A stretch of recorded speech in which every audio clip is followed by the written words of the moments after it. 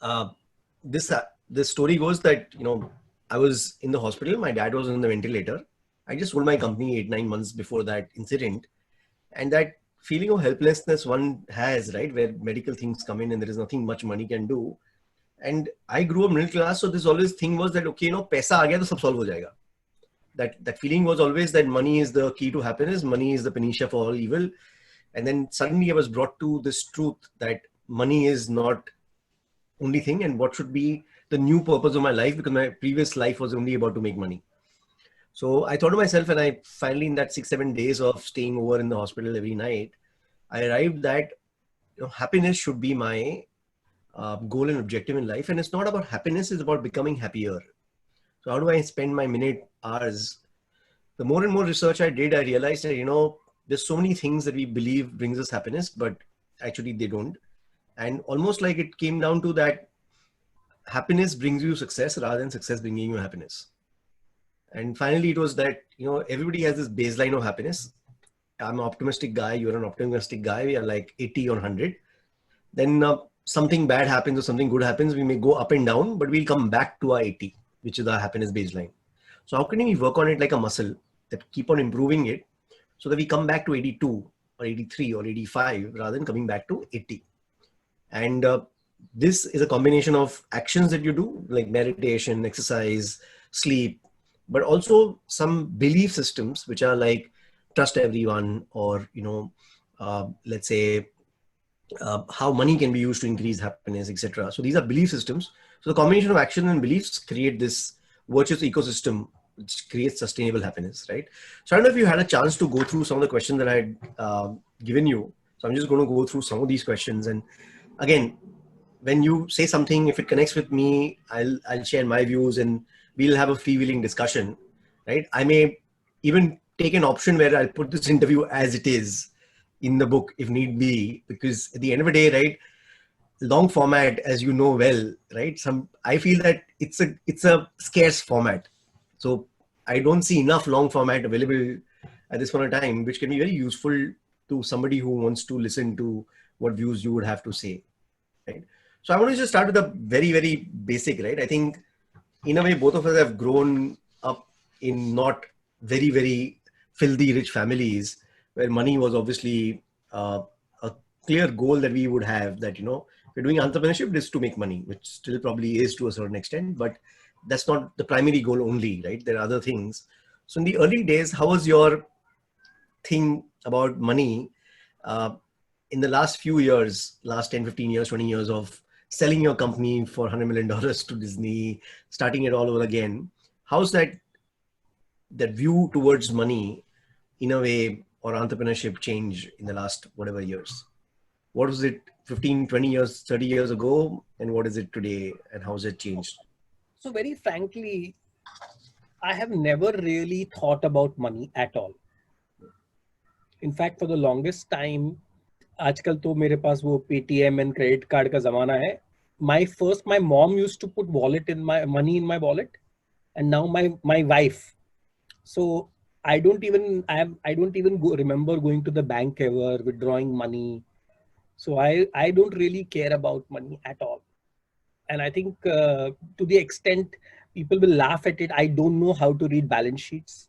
I don't know I have no idea how all these valuations, stock, shock work, nothing. So for me, money is like an output of what I do. And I don't really worry about the output. I always worry about the input. And luckily for me, like I said, I started earning when I was like 16, 17. And like one of my first projects, imagine when I was, I think, 16 or 17 years old, I was among the first people who had this computer and printer, and I don't even know if you have heard of DBase. There was this database software, DBase 3+. We are all the same generation, and probably I'm elder to you. So I'd done an NIT course learning DBase. So yeah, मैं सिखाता था DBase लोगों को. मैं तो DBase का उससे पहले DBase 1. So I started my computer training institute in the early 90s. Wow. And then when I started doing a lot of projects for banks, So what I had done was I had kind of digitized their entire, this was a cooperative bank. So they had some 2,000-3,000 members. So the project I had done for them was they had a huge problem every day to not email, courier, like post letters to people. They had their annual report print होके उसको post करना होता था और 4,000 address लिखने के लिए उनको समझ लो कितना टाइम जाता होगा. So I created this software, I data entered all the records, and then I used to print them on labels and give. And I used to charge them 5 rupees per label. So I made so imagine printing of one label. So data entry plus printing. So anyway, so to cut a long story short, I made some 70,000 rupees. But I was a kid. I had no idea what 70,000 rupees means. So for me, I always considered money as a score of a game. Yes, you keep getting higher scores, but that is not why you play the game. You play the game because you enjoy the game, you are competing, you are doing things, you are collaborating, and money becomes like a scorekeeper on saying ki chalo, you are doing well in the game. That's it. But it is not the reason you play the game. Wow. In fact, just to add a couple of thoughts that I have, which are very similar, is that I was discussing somebody that the process of wealth creation, making money, is more fun than the money itself, right? The joy of somebody gave me $100 million and said, okay, try to make it into $1 billion. If you make it $1 billion, the entire $1 billion will be taken away from you and you won't get a single dollar out of it. And if the choice is either that or nothing, I'll take the 100 million, because I think the process of making that 100 million into $1 billion, that joy of creating that wealth will be extremely enjoyable and fun, as you said, score of the game. And the most funny thing is that right now, this lockdown, I was just thinking that how much money can I spend on myself where I'm enjoying? So truly, I mean, think about it, right? I mean, technically I have money. I could have, done everything possible. So the only things where I spent money really is to buy good coffee, because I have that bulletproof coffee. So coffee was something I could not live without, good coffee. The other thing was where I spent money was whatever, healthy food. That's it. And third thing, I think we are continuing our yoga and meditation online classes. So that's it. These are the 3 places where I can, because my clothes ka to problem hi nahi. I have the same t-shirt which I wear. Clothes was never a problem for me in terms of buying. I just have 10 t-shirts of GOQii of the same color. So clothes has never been a problem. So I think, I was like, man, even if you give me $1 million to spend, I can't spend it. Yeah. I think the only places where you can spend money is things which I don't really care about. Like, I know people are buying expensive pens. Log 25,000 के pen खरीदते हैं. मैं तो कुछ लिखता ही नहीं हूँ. मेरे को pen की ज़रूरत ही. True. No, but I think what you said is very, very right. That, in fact, there was a movie I remember in Hollywood or Bollywood, right, where he was told that he'll get, let's say, 1,000 crores, but for that he has to spend 100 crores in 1 month. And if he fails to spend that money, then he wouldn't get 1,000 crores, right? And when you had to spend that money forcibly, as an audience, you realize that how painful it is to spend money, because, spending money is not easy and it's not fun. And as you said, right, the lockdown has made us realize that half the things that we appreciate about life don't actually require money. So the only different thing that I'm spending money on these days is education. So whether I'm doing the Harvard course or I've just signed up for this Decision by Design by Shane Paresh of this Fernam Street, or so just basically, I think education. What was my concept of spending money on education? I used to attend TED every year. So my idea of TED is ki wahan jao and you will meet all the guys who write books and all the guys who do all these courses and professors. You meet them in one shot in 5 days. Yeah. So this year, did you postpone it to whatever? It got postponed, no? But you postponed your decision and you didn't do the online thing, right? It's like I also did the same, right? I said like this doesn't make sense to do an online thing. TED is a way to hack. So my theory about TED is a way to hack doing all these individual courses and all these individual things, because all the guys, if they are worthwhile, they will be at TED either as an attendee or a speaker. Yeah, no, absolutely. I courtesy you, I've had a chance to meet Simon Sinek and all of these guys, at TED, and it's been a wonderful experience. You said, right? A 15-minute conversation with him is equivalent to like 5 books summarized into that conversation. So absolutely, I've been describing to people that it's like almost taking a hose pipe of knowledge, plugging into your brain. That's what a TED in Vancouver turns out to be, right? That 5 days of hose pipe of knowledge coming into you. Yeah. So awesome. Yeah. So tell me one thing on this topic of money. Is there a hack for you if you were to use money for increasing happiness? Is there anything that you found where either yourself or some other people you know who have been able to use money to create happiness, whether it's generosity or whatever? Have you figured out some ways in which maybe your family or somebody whom you know who's able to utilize money to increase happiness? So it's very interesting, right? So happiness, what I have seen, is always happens when you do something for others. So this friend of mine, he's invested, I think he spent some crores, 70, 80 crores on this huge bungalow in Ambi Valley. It's like, the most expensive architect has made it. It is like a marvel. But this guy hates it. The only time he enjoys it is when he takes his friends with him. So his entire problem is if he goes there alone, he is depressed, in fact. So when you invest something so much into it, the only way you can gain happiness is by sharing it with others. And I think this is what I have also seen, right? That a lot of times happiness is not doing things for yourself. Happiness is doing things for others. And depending on, what is your level of maturity, you could be Bill Gates, who will gain happiness by donating billions. He's at a different level of happiness where he's creating happiness for the world. The smallest unit is your family. So you do things for your family, and then you extend that to your employees, friends. You can keep extending that universe. But I think I have seen that, the bigger is your radius of happiness, or your diameter of happiness, the more happy you are. Yeah, in fact, and the people with actually the most amount of money who don't do things are the most unhappy and depressed people. So I keep hearing from my friends, all the friends I have who are into mental health, and they are telling me that this billionaire has so much problem, this billionaire and this movie star, because they are all self-centered, right? So all these problems of people with money and who are self-centered, I think have a bigger problem of unhappiness versus people with money who are expanding their self-centricity to supporting others. Yeah, absolutely. In fact, like even from a scientific point of view, right? The two chemicals like endorphins and dopamine are released immediately when you're doing things that are self-centered, and oxytocin and serotonin are sort of released when you have an environment, right?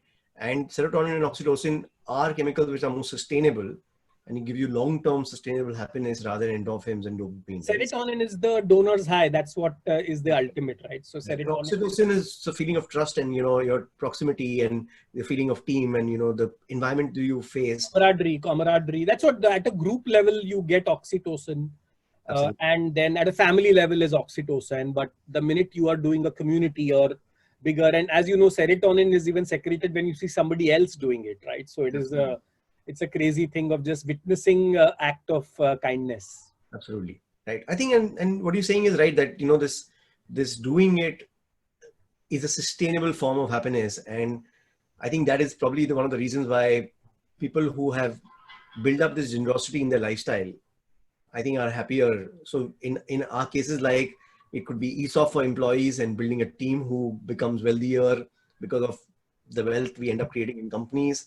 And that gives us a feeling of that oxytocin and serotonin where we feel that, okay, we've contributed back to the world because our teams are growing with us. So I think that, as you said, probably motivates us a lot more than so many other things of how much money we made for ourselves personally. Okay, so one thing I wanted to ask you was that, so many times ambition is sort of competition to contentment.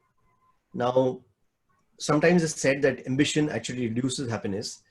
Now, you built a successful gaming company, sold it, And now you completely started something completely different, right, in the health space and GOQii, and made it in this awesome company. So you think how important is this purpose or this larger than life ambition in order to have that feeling of accomplishment, happiness, contentment?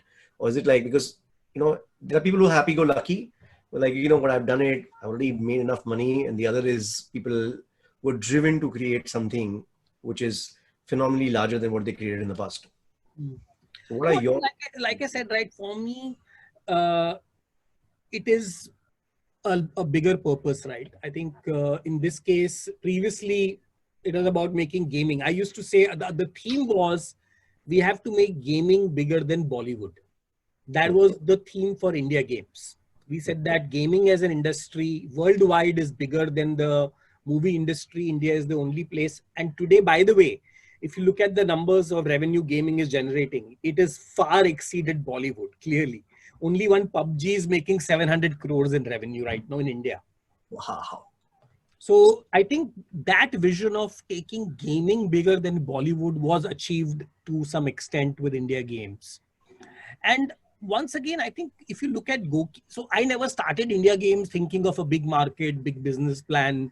ऐसा नहीं है कि research report पढ़ा और देखा ये industry इतना बड़ा है, let us get into it, right? That was never done when I did India Games.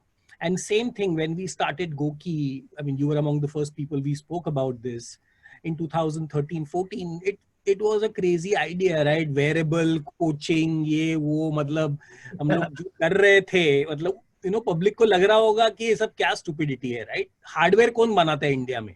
I mean, think about all the challenges we had in that business model. Now coming to think about it, only somebody stupid enough to do this could have done this, right? Because otherwise, we wanted to build hardware, we wanted to have coaching, this, that, insurance से connect करेंगे, सब हमने बोला था. Abhi, all this has been happening actually. So the good thing is everything we had said in 2013-14 we will do has happened. That is because we were irrational about the belief in what we want to do. And when I say we, is because I was able to create a team of equally mad people who were working with us, right? So it was not just that. So I think GOQii ka jo hamara vision hai, and I think this COVID is really taking this to another level. So my goal is that healthcare system needs to change. This current system of healthcare needs to shut down. This is sick care. Healthcare is all about prevention. It's immunity building. It's preventing happening. I mean, accidents is different. Let's say there is an accident and you are taken to hospital. That's a different scenario. Sure. But outside of that, diabetes होना नहीं चाहिए लोगों को, fatty liver disease होना नहीं चाहिए, heart disease होना नहीं चाहिए, blood pressure होना नहीं चाहिए, because these are completely preventable, manageable, and changeable. But people are still doing it. So I think that there needs to be a fundamental shift, and I think it may take longer than my own lifetime. I'm not saying that this will happen in even my own lifetime. Maybe this will take much longer than that. But I think that's the fun of it, right? I think what we are building is the building blocks of the future healthcare system. And that's the best part. I don't have a single doctor in my management team. So that's the biggest joke we tell people, ki we are going to be the world's biggest healthcare company. And by the way, we don't have a single doctor working with us. Because doctors are not doing healthcare. They are sick care. Yeah. Actually, unfortunately, right, the whole industry is in a way incentivized for sick care. Right? Nobody is incentivized for healthcare. So if you can prevent a disease, the entire industry doesn't make money. So whereas hospitals, pharma companies, the ecosystem, the doctors, everybody, right? So what you're saying is right, that the model itself is broken. So when the profit formula, the business model of the industry is broken, then we're always going to create this thing about sick care and how to increase the sick care rather than how do you actually... And secretly, I consider GOQii as a gaming company. I don't consider it as... So people think it's a healthcare company, but we don't run it, or I don't think about GOQii as a healthcare company. I think of it as a gaming company. We still call our consumers players. So you are a GOQii player. You are never a patient or a client or a customer. And we are engaging you exactly like how I would engage with you as a gamer. So I think it is the game of life. It is the ultimate game of life we are making people play on GOQii. Just 1 second, Vishal. While you were talking about healthcare, suddenly it resonated with me the healthcare and happiness combination, right? So generally lockdown, I thought that with my travel getting stopped and all these things, I would be miserable after a few weeks. I wouldn't have imagined myself to be so content and happy after 3 months. But I got a toothache about 2 weeks ago, and finally had to go and extract my tooth. And that 1 week, I realized that good health is so essential to happiness that even a single thing in your body not working as it should suddenly reduces your happiness by 50%, if not more, because the constant ache was affecting every single part of my life. So interestingly, since you mentioned happiness, I actually have a framework of happiness. Okay. And we actually have used this as part of the GOQii vision. And we actually designed it way before the lockdown. This was actually presented in December. So let me show you that slide if I can share. Sure. Can you enable my sharing? I think I have to enable it. I'll just do that. मैं slide दिखाऊंगा. I think you can possibly use this in your somehow in your thing. Yeah, I would love to. Yeah. So let me just show you this slide. So if you look at this slide, I call it winning the game of life. And if you look at longevity, so let's assume that let's assume that what you want to do is live longer. But you want to also live longer and live healthier, happier. So the foundation of longevity is sleep, nutrition, fitness. These are the three key elements of it. And then comes cognition. And on top of this is happiness. So you cannot achieve happiness without going through these, because if you are not having good sleep, for example, all the bloody happiness of your world is of no use. Yeah. So the thing is that people cannot directly achieve happiness without going through sleep, nutrition, fitness, and cognition. And elements of this is what is going to lead to longevity. So just define cognition a little bit more in detail. Are you mean mindfulness, or what do you mean by cognition? Cognition is, so it is basically saying that your mind is different than your brain. Cognition is feeding your brain. So for example, when you have omega-6 or when you basically have good fat for your brain, so dementia, Alzheimer's, all these are cognitive disorders. Similarly, a lot of the cognitive disorders, depression is a cognitive disorder. But happiness is not necessarily coming in your brain. So nobody even knows. So the joke is, one of the time people say, where is your soul? Is it here? Is it here? Where is your mind? We think it is here, but we don't know where it is, right? We assume that it is in the brain. Why can't it be in the heart? Who told you that your mind is not in your heart or in your gut, as we keep saying? Yes. So just because we don't know, because so what is happiness is like consciousness, right? The fact that we are conscious, and right now I know there are a lot of debate going on that where is consciousness itself? We don't know. So we assume it is in the brain, or somebody says third eye, and so that is why I think I always like to separate happiness and cognition. Okay. And so while we are at this, I didn't see mindfulness or meditation in this, and I know you are an extremely regular meditator, and we've had these competitions where I thought I'd done about 1,000 sessions in 3 years, and which was extremely very, very good. But you probably, what's your streak right now on Muse? 800 and something, yeah. It's crazy. Yeah. That means you haven't missed a single session of meditation in 800 days, right? It's almost 3 years of. I think that is the thing, that I have now reached the place that if I don't do meditation, it is like I have missed something. So that's where I have gone to with meditation. And do you do this at a particular time, or do you just do it during the day, anytime that you get a chance? I do it in the morning. You do it in the morning. So one thing, again, the reason you don't see meditation, mindfulness, is because these are behaviors. output is different again. So here what we are saying is output. So sleep is the output. But sleep happens because of what you do in the whole day is behavior. Sleep itself is not a behavior.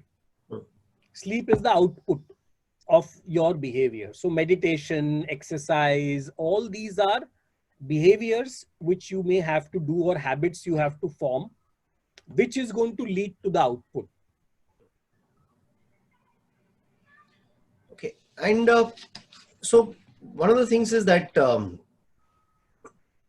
if you were to rate yourself today on 1 to 10 on happiness, and where would you rate yourself, and which are some of the hacks you mentioned? Are there any hacks that you've thought of which you know that these are things you end up doing every day, which you know that if you were to look at your life 30 years, 40 years down the line, what are the things that you'll keep on doing which has definitely quantifiably increased happiness in your life?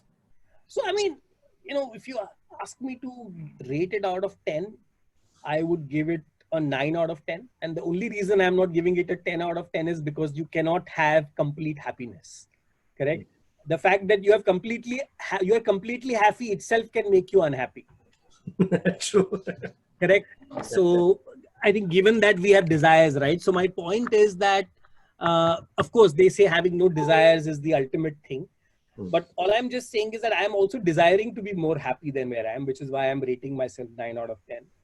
It could well be 10 out of 10, but like I said, that, that itself will be cause of unhappiness if I tell you that I am 10 out of 10 in happiness. But once again, like I keep telling you, that happiness is a journey. It is not a destination because it changes every day. It is not like, I have reached here and now I'm happy. It can turn sad the next day. Like, we lost Samir Bangara, very, very dear friend. And that incident, I'm going to still take some time to recover from that. And it was a cause of extreme unhappiness, but it was not something with, because the environment around you is also responsible for happiness, right? Absolutely. So like I said, that, happiness is a journey and it's a graph, I would say, rather than a journey. So it will go up and it will go down. I think more than happiness, the challenge is really about getting back to the levels, right? When you go down, and it is very easy to spiral down. So people who get into depression were people who were happy and became unhappy but could never get out of that state, and they kept spiraling down. Actually, the reason why I also thought of creating this book and this framework was that, so I also have the same thing, that happiness is a journey where everybody has a baseline, right? Your 9 on 10 is your baseline. But what will happen is something tragic may happen. You will come to a lower amount, but then you will come back to 9. So I'm just hoping that following this framework of actions and beliefs, we can take that 9 and make it 9.1. So you come back to 9.1 instead of 9. No, but they say that the ultimate happiness is when you are indifferent, which is the problem, right? I don't think so. I can be at that level of happiness that I don't care. That's the other extreme level. But I'll tell you what my belief is, that if you can reach your baseline as 10, that means, of course, you go through tragic, it'll come down to 9 or whatever. But if you come back to your baseline, right? Your baseline is 10, that's almost achieving nirvana. So our goal is that if you work on this as a combination of actions and belief on a regular basis every day, right? Whether it's exercise, whether it's sleep, whether it's meditation, whether it's having this trusted environment, all those things that make up these actions and beliefs, the goal is to increase your baseline. So it should do two things. One is it should reduce the volatility of your ups and downs. So when something positive happens, something negative happens, your volatility should not be as much as what it is today. Secondly, you should come back to a higher baseline in the next. So if today you are at 9, can it be 9.1 after 1 year? Can be 9.3 after 5 years? Can be 9.7 after 10 years? So basically, how do you increase your baseline 0.1% at a time? I think the only problem which I keep seeing in happiness, or in this journey of life, is a lot of your happiness is not dependent on you. It is dependent on your interactions with others. So whether it is family members, whether it is office colleagues, whether it is investors, whether it is bosses, whether it is subordinates, I mean, depending on where you are, if you are a student, it is your teacher. So your happiness is always connected to the environment. And I think the biggest challenge is that we react to this. We react to every scenario either happily or unhappily. You know, you are given too much work in the office in a lockdown, you are unhappy about it. You're given less work, you're unhappy you have been given less work. So the point is that we are always reacting to what others are doing to us. And that needs to change, where other behaviors should not impact your happiness. I think that is the bigger challenge, because you are not an island, right? We are all social beings. So I think the bigger cause of unhappiness or less happiness is the environment, which, so like I said, I could be exercising and doing meditation, but I have everybody constantly fighting with me and nagging with me and all of that, which could be a cause of completely not in my hand. So I think the point is you need to figure out a way to change your reaction to the stimulus provided to you. That is where meditation helps.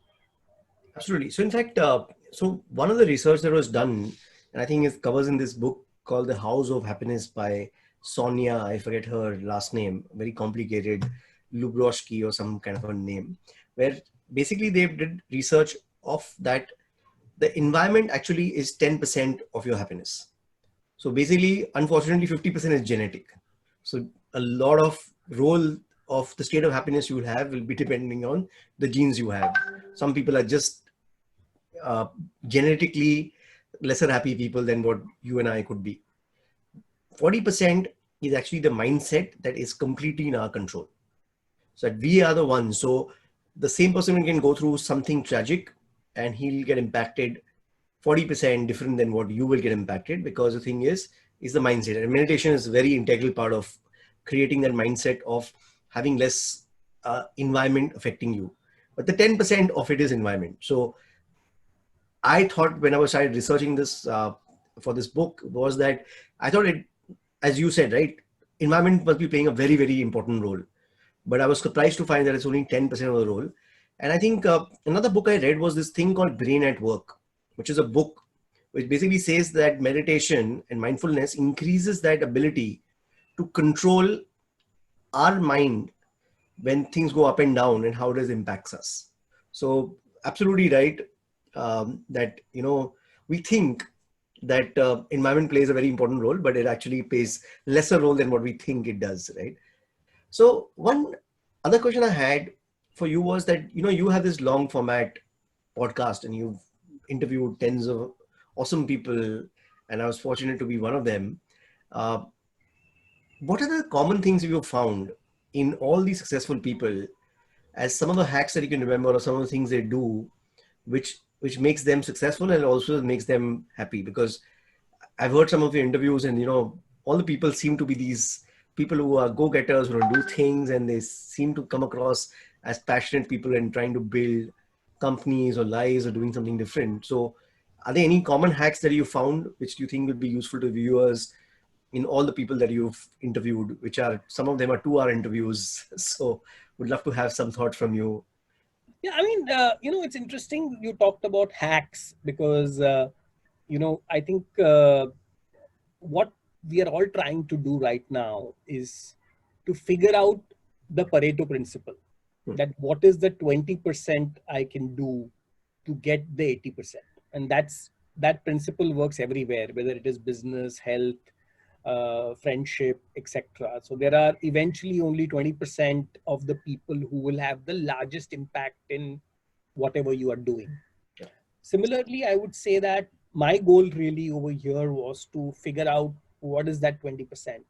And if you really look at the 20% or the key takeaways, which, you know, all these super achievers are coming up with, is about going beyond their fears. I think everybody has fears, and that's what, you know, that's how the humans are built, with fears.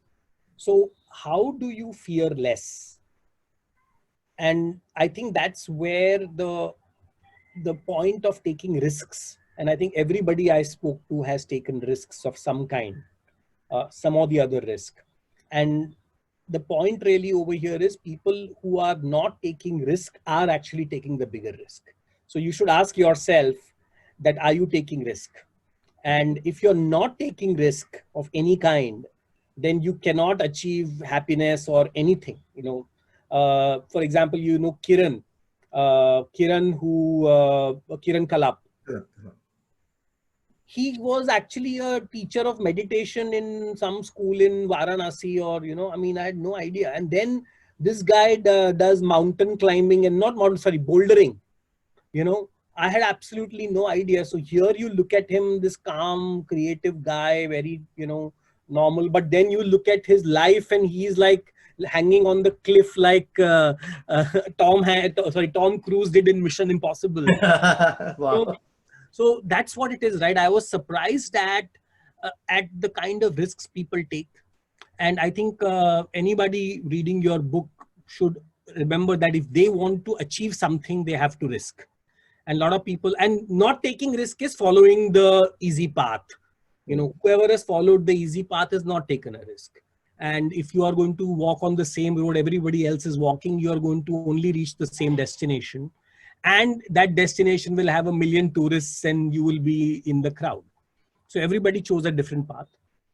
The second thing really was, a lot of these people have read books, or I think, so I would say that feeding your mind, or even if it is not books, I think they have fed their mind quality information or knowledge.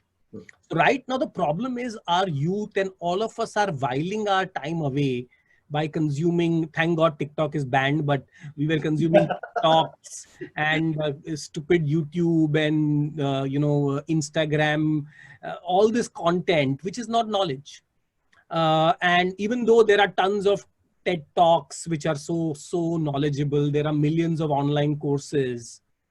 You ask any school kid, any college kid, how many of these talks and courses they're doing, and you will not find any of them. So I think the problem really is that people are not giving themselves knowledge. Just the way you eat nutritious food, you do exercise. Another way to bring happiness or feed your brain is to feed it with knowledge.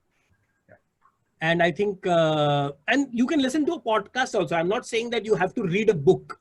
Yeah. I think feeding your brain with knowledge is extremely important. And third thing is that it is also about creating a network of mentors. So everybody had some kind of support system, whether it was their own uncle, whether it was a friend. So they were able to create like a system around them, because you can't say that I did this all alone. Of course, you did it alone, but there were people who were supporting you. So you need to find a support system for sure. And lastly, I would say that after talking to a lot of these people, I think focus was another very, very important thing. Because I think the problem right now is that everybody wants to, like we say, go to heaven, but nobody wants to die. Nobody wants to focus, nobody wants to slog, nobody wants to work hard, but everybody wants to become a millionaire. That's the problem right now. And what has happened is that suddenly these YouTube videos and TikTok have made people this impression that nothing, you just make one video, it'll become viral and you'll become famous and you will start making millions tomorrow. Everybody thinks that they are going to become PewDiePie or one of these famous YouTubers. But they don't understand the amount of work and hard work and all that which has gone into it. Yeah, it says, right, sometimes it takes 20 years to become an overnight success. Exactly. You don't realize. In fact, so one of the things, so I think that the 20 to 80 Pareto rule that you mentioned, right? I think I have one other thing in that is, we call it the 20-200 rule. So if you take even companies, right, 20% of your customer will give you 80% of your revenues, but 20% of the customers can give you up to 200% of your profits. So Peter Fader in his customer centricity book mentions it. And that's very relevant in companies like in India.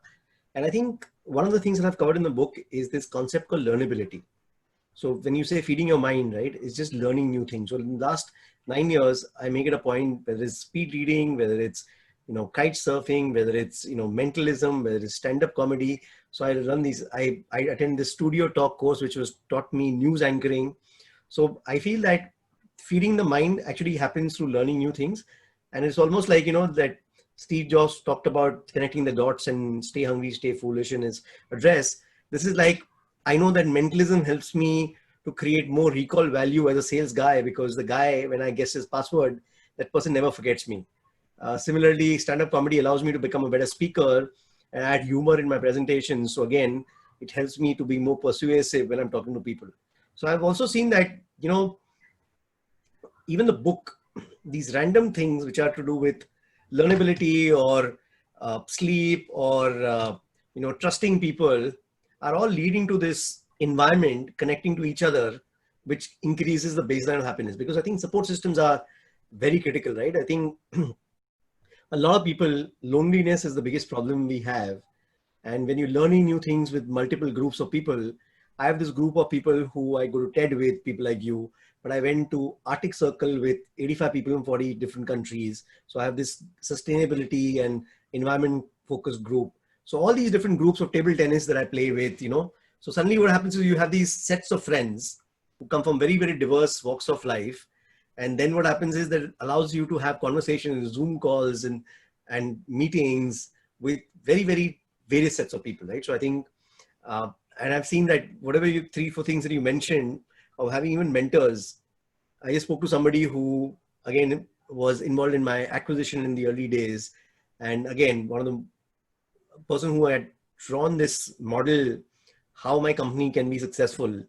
And I got a chance to speak to him in an hour. And you said, right, it's these enriching conversations keep you excited for months, because some of the ideas that you get are very, very useful, right? So 2 other hacks for happiness, which I thought I should share, which kind of works, is just adding to your knowledge example, right? So the way I'm now thinking about, my own self, and I advise this to a lot of other people also, is think yourself as a product.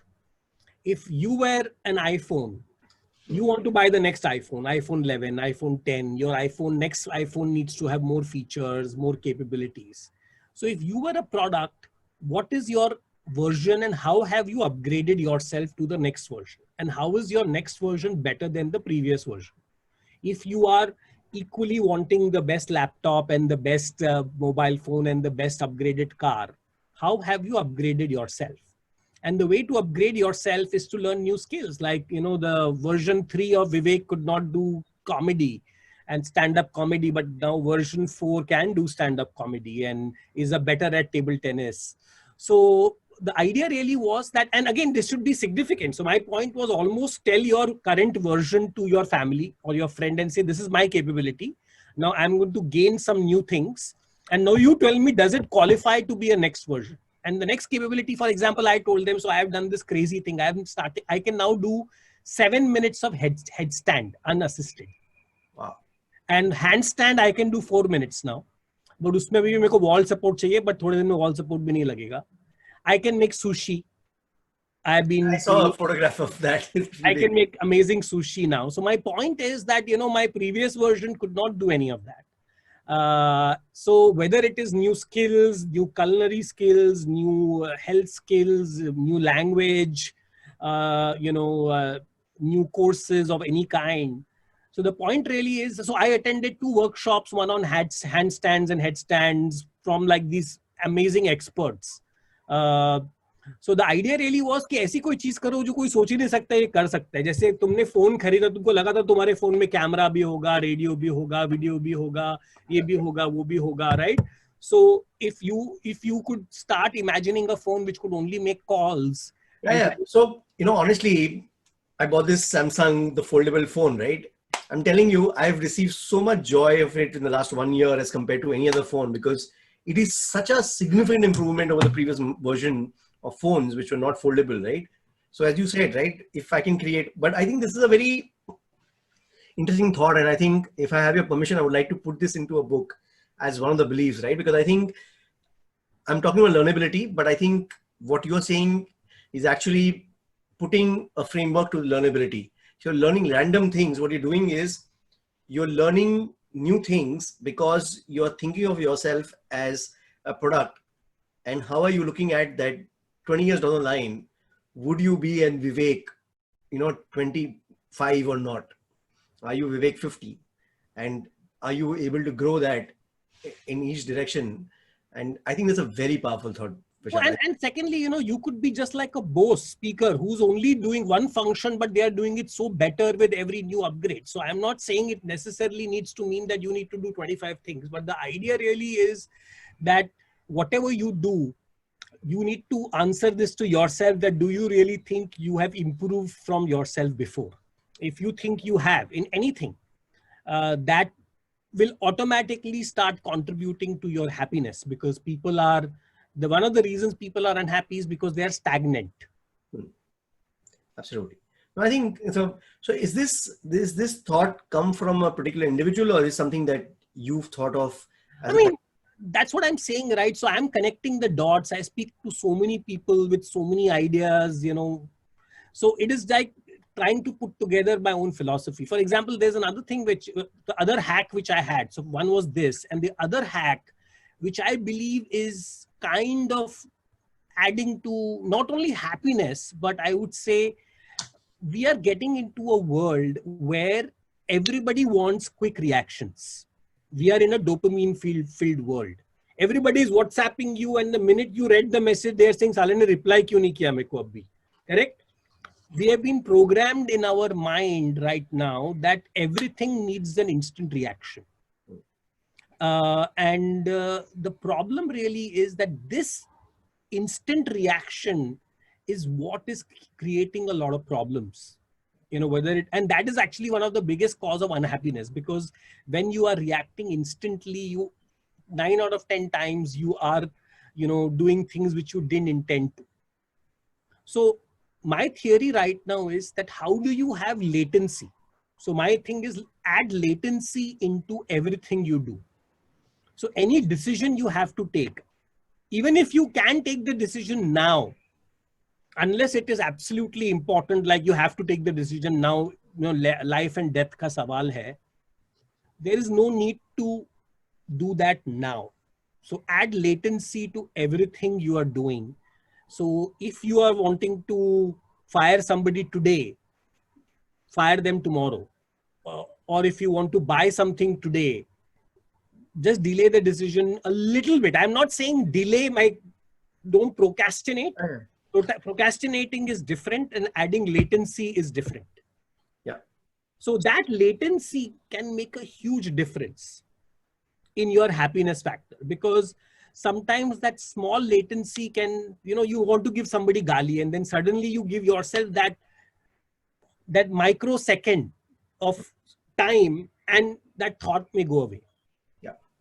And that actually practice comes again from meditation. Yeah. I think that whole thing of trying to add latency, anything to do with thought to action, वो बोलते हैं ना, ज़बान और दिमाग में लोगों का connection नहीं है, when we say, is because of that. Yeah, in fact, a lot of times people lose their temper or things like that because there is no latency. If they could just breathe and show that latency, they will actually not end up losing their temper, because once they lose a temper and the chemical reaction happens, then there is no way to stop it.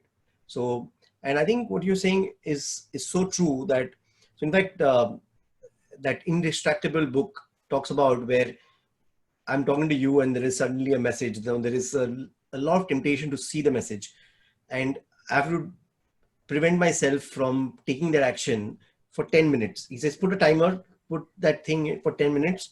After 10 minutes, you will feel the need not to do it. So many times what happens is I'm replying to an email or working on an Excel sheet, doing something that needs to be done now. And suddenly thought comes to me that, is the lockdown being extended or not? Now I'm very curious to go to Google and search for it and find out. But if I can just wait for 10 minutes, as you said, at latency, there is a possibility I can complete my task and then do it. But I have to just make sure that I wait for 10 minutes, right? In fact, I use this app called Forest, which it's like a app which basically it starts growing a tree and you set the time for 25 minutes or a Pomodoro kind of a technique. then you can't pick up the phone for 25 minutes. If you pick it up, the tree dies. So you want to build a forest or gamifying. So I have a better version of this app where Yeah. what it does is you have to pay money to unlock your app. So what it does is it's not the tree dying. You literally have to pay money. So 100 rupees to unlock your phone if you want to do it. So Wow. you will just keep it back. It's called digital detox. Digital detox. So it basically you have to pay money. So And this money should goes to your friends, it goes to the company. oh, it goes to the company. Yeah. So I think a great version of this app would be that you can decide who the money goes to. And then what happens is that you have to pay money. So then what happens is, I think it'll be a more of, so again, entrepreneur's role is to improve things, right? My first thought was, I don't mind paying 100 rupees to somebody, but I don't want to pay 100 rupees to you because then, I'm losing my thing that I ended up paying money with. I lost the bet. So, Right? It's not 100 rupees. What we did in the lockdown, which is crazy, right? People are not making money in the lockdown, as you know. So we said that how can we help you make money in the lockdown? So we created this new challenge. It's an experiment. The challenge is if you go to the GOQii app, it's called Bet on Your Health. So the challenge is walk 6,000 steps today and you have to bet 100 rupees. If you complete the 6,000 steps, you get the 100 rupees back. If you don't, you lose the 100 rupees. But the catch is what we are doing is that let's say 1,000 people participate, 900 complete and 900 don't. So the people who don't complete, that money gets credited to the people who complete. So you actually make 100 rupees ka 104 rupiah, 105 rupiah, 108 rupiah. So Wow. depending on, so people have gone crazy. We have thousands of people participating on this every day. Wow. And they are making 100 rupees ka 104 rupiah, 105 rupiah. So you are basically saying 5% return just sitting at home and walking. So we created this concept and right now and we are going to now, of course, advertise it and monetize it and all of that. But this was the simple idea of, we called it betting on your health.